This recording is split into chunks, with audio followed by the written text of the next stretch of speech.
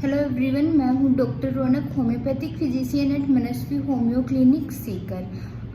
आज हम एक बहुत ही कॉमन समस्या जिसे कि हाइपर पिगमेंटेशन, मेलाज्मा, कोलाज्मा या फिर झाइयाँ कहते हैं, उसके बारे में बात करेंगे। इसमें क्या होता है कि हमारे जो फेस पे है उनमें इधर चिक बोन्स पे, कुछ लोगों के फोरहेड पे, यहाँ पे जो ये वाले एरियाज हैं इन पे हमें एक हाइपर पिगमेंटेशन देखने को मिलता है। काफ़ी लोगों में तो ये काफ़ी ब्लैक कलर का हो जाता है या फिर ब्राउन कलर का होता है।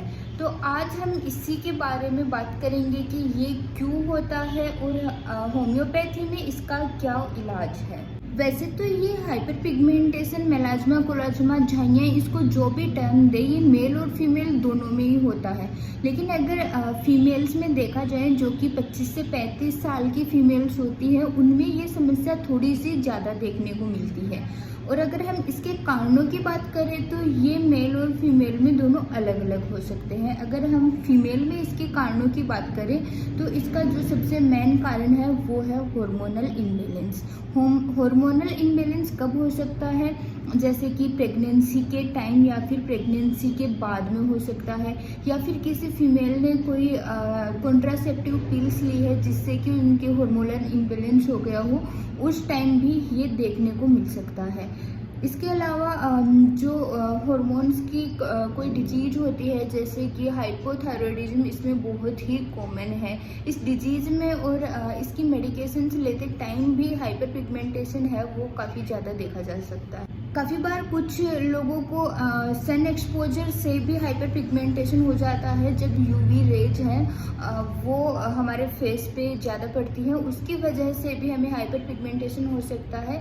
स्ट्रेस और एंजाइटी भी इसका एक बड़ा कारण है जिससे कि हमें झाइयाँ पड़ सकती हैं और हमारे चेहरे पर कुछ ब्लैक स्पॉट्स दिखने को मिल सकते हैं। अगर किसी महिला में एनीमिया है, उसमें खून की कमी है, तो भी उसमें हाइपर पिगमेंटेशन देखने को मिल सकता है। इसके अलावा कुछ लोगों में मेनोपॉजल एज, जिसमें कि हार्मोन कुछ चेंजेज होते हैं, उसमें भी हमें देखने को मिल सकता है। और फैमिली हिस्ट्री है वो तो एक मेन कोज है ही इसमें। जिन लोगों की मम्मी या फिर नानी में अगर हाइपर पिगमेंटेशन की समस्या थी तो ऑब्वियस सी बात है उनमें भी वो जेनेटिक आएगा और उनमें भी देखने को मिल सकती है। और अगर यही हम बात करें कि मेल्स में क्या कारण हो सकते हैं हाइपर पिगमेंटेशन की, तो स्ट्रेस और एंजाइटी एक मेन कारण है। कोई भी ऐसी मेडिकेशन है जो कि मेल्स के हार्मोन को इम्बैलेंस करती हैं वो हो सकती हैं, और यूवी रेज हैं, तो ये कारण है कि इनसे हाइपर पिगमेंटेशन हो सकता है। चाहे से मेल हो या फीमेल हो, कोई फर्क नहीं पड़ता। हाइपर पिगमेंटेशन या फिर ये मेलाज्मा, कोलाज्मा, झाइयाँ, इनका जो मेन कारण है वो मेल हो या चाहे से फीमेल हो, उनमें मेलेनिन पिगमेंट है। अब मेलेनिन पिगमेंट हमारी बॉडी में क्या करता है? अगर हमारे स्किन या फिर हमारे हेयर्स का कलर है वो मेलेनिन पिगमेंट ही डिसाइड करता है। हम देखते हैं कि कुछ लोग हैं उनका कलर बिल्कुल फेयर होता है और कुछ लोग हैं उनका कलर काफ़ी ज़्यादा डार्क होता है। तो जिन लोगों में मेलेनिन पिगमेंट ज़्यादा होगा उनका कलर थोड़ा डार्क हो जाएगा, और जिनमें थोड़ा कम होगा उनका कलर है वो फेयर हो जाएगा।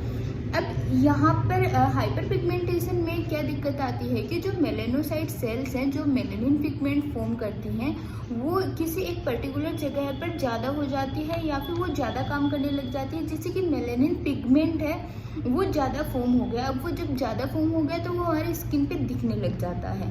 तो ये वाली जो कंडीशन है इसमें होम्योपैथी है वो काफ़ी अच्छा काम करती है। बाकी कोई ऐसा नहीं है, जितने टाइम तक हम बाकी मेडिसिन लेते हैं उतने टाइम तक हमारा पिगमेंटेशन ठीक हो जाता है, थोड़ा सप्रेस हो जाता है। लेकिन जब हमने मेडिसिन बंद कर दी उसके बाद में वो दुगुनी रफ्तार से बढ़ के बाहर आता है, दुगुना अपना प्रभाव दिखाता है।